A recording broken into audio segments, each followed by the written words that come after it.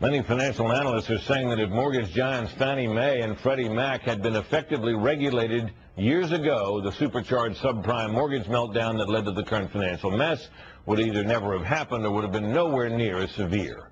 Chief White House correspondent Brett Baer rejoins us now to examine the timeline. What were those warning signs? Who raised them and who disputed them? The Bush administration raised red flags starting in April 2001. The 2002 budget request declares that the size of mortgage giants Fannie Mae and Freddie Mac is, quote, a potential problem because financial trouble in either one of them could, quote, cause strong repercussions in financial markets. In 2003, the White House warning about Fannie and Freddie was upgraded to a systemic risk that could spread beyond just the housing sector. In fall of 2003, the Bush administration was pushing Congress hard to create a new federal agency to regulate and supervise Fannie and Freddie, both government-sponsored enterprises or GSEs.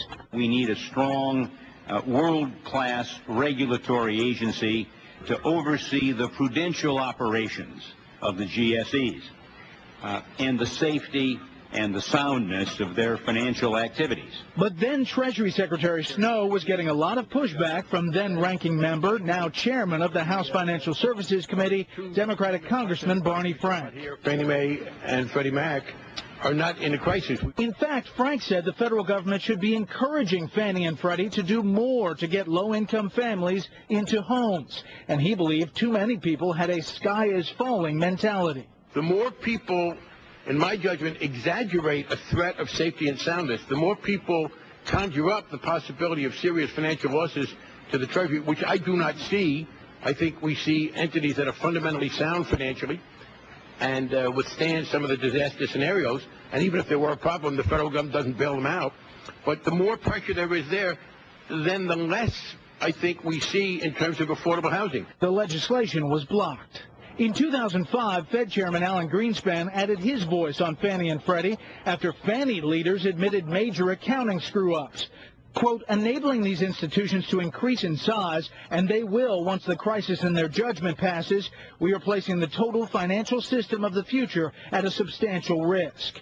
Later at another hearing on the topic, if we fail to GSE regulation, we increase the possibility of insolvency and crisis.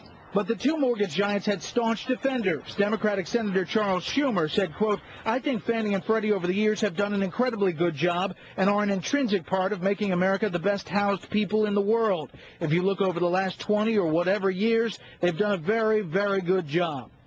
Senator John McCain co-sponsored legislation pushing for regulation, delivering a speech on the Senate floor in 2006. Quote, for years I have been concerned about the regulatory structure that governs Fannie Mae and Freddie Mac. And the sheer magnitude of these companies and the role they play in the housing market, the GSEs need to be reformed without delay. That bill made it out of the Senate Banking Committee with a party line vote. All of the Democrats voted against it, but fearing that they didn't have the votes to pass it, Republicans didn't even bring it up on the Senate floor. Senator Obama did not weigh in on that bill. Britt. All right, Brett, thank you very much. At least one